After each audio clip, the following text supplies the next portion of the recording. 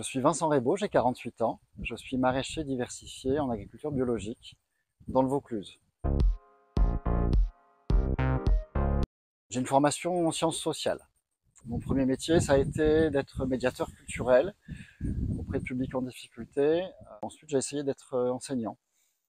C'est pas un métier non plus dans lequel je me suis vite bien retrouvé. Néanmoins, à cette occasion, j'ai rencontré ma compagne, Hélène, qui habite Carpentras. Moi, j'étais Marseillais à l'époque. Je l'ai rejoint. J'ai pris un boulot plutôt alimentaire. J'étais vendeur de tabac presse dans un relais H en gare TGV. Je me suis dit à ce moment-là, qu'est-ce que je peux faire d'autre? Et j'ai rencontré un agriculteur, un jeune qui, comme moi, maintenant s'était reconverti, un maraîcher bio, et il avait une façon de travailler et un discours sur son travail, sur sa commercialisation qui était assez séduisant. Donc je me suis dit pourquoi pas moi. D'abord, avant de choisir cette formation, je voulais être sûr que mon projet de transition professionnelle soit quelque chose de cohérent et quelque chose de solide. Et la meilleure manière, c'était de m'immerger en fait dans le métier. J'ai pris 15 jours de vacances pour pouvoir faire un stage à temps plein pendant 15 jours. Au terme de ce stage, je me suis dit, ce métier est vraiment fait pour moi, j'ai envie d'y aller. Comme j'étais par ailleurs en poste et salarié, ma conseillère Pôle emploi m'a conseillé d'aller vers Transition Pro, dans la mesure où Transition Pro pouvait m'assurer de conserver mon salaire pendant le temps de ma formation. Les questions qui nous sont posées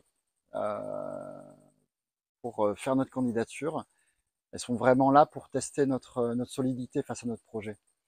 Elles sont là pour savoir si on a bien pris en compte tout ce que va modifier dans notre vie, dans notre cadre de vie, que ce soit en termes d'aspect financier, d'aspect de vie de famille, le projet qu'on est en train de construire. Du coup, vous restez en suspens pour moi la question de est-ce que Transition Pro allait me suivre? Et je crois qu'ils ont cru en moi. Dès ma formation, j'ai commencé à chercher un terrain. Très vite, j'ai compris qu'il fallait que ce soit un terrain voisin avec d'autres agriculteurs, avec lesquels on puisse se faire des échanges de services, avec lesquels je puisse avoir des échanges de conseils. Je ne serais pas là où j'en suis si je ne m'étais pas entouré des bonnes personnes dès le démarrage. Aujourd'hui, je travaille sur 1 hectare et je suis en train de reprendre l'exploitation de mon voisin David. Cette transmission de ferme, en fait, elle va lui permettre, lui, de céder les biens de son entreprise à quelqu'un en qui il a confiance, et c'est important pour lui. Et ça me permet aussi à moi d'acquérir toutes les compétences, tout le matériel dont j'ai besoin pour bien démarrer mon nouveau métier. Alors la journée d'un maraîcher, ça varie en fonction des saisons. En ce moment, on est au mois de juillet. Je me lève entre 5 et 6 heures du matin. L'idée, c'est que je sois au champ entre 6h30 et 7h pour finir ma journée de travail avant les heures les plus chaudes. Je peux faire entre 10 et 12 gestes techniques différents pour m'occuper de mes cultures, pour les récolter, pour désherber, pour gérer l'irrigation, etc. Mais au-delà de ça, le métier d'agriculteur, c'est un métier qui a aussi beaucoup d'autres cordes à son arc. Il faut faire de la mécanique, de l'irrigation. Je fais mon autocomptabilité. Moi, sur une petite exploitation maraîchère de 1 et bientôt 2 hectares,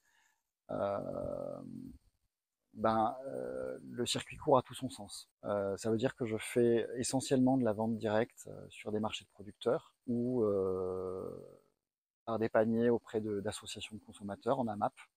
J'ai chaque semaine des retours positifs sur la qualité de mes produits. C'est vraiment un encouragement fondamental pour moi, une grande fierté aussi. Alors le premier conseil que je pourrais donner, c'est vraiment testez-vous. Il faut que vous alliez plus loin dans la découverte du métier.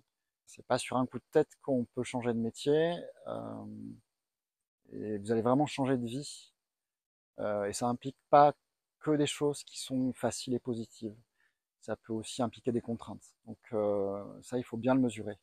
L'autre chose, c'est qu'évidemment, il faut faire des stages pour découvrir le métier, pour passer un peu les idéaux qu'on peut avoir, parce que entre ce qu'on s'imagine et le réel, il y a un monde.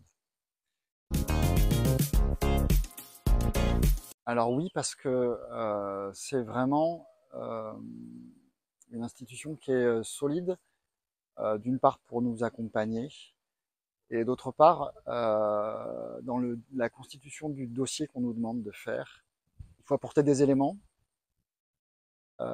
qui parfois sont assez personnels, mais qui nous posent vraiment les bonnes questions.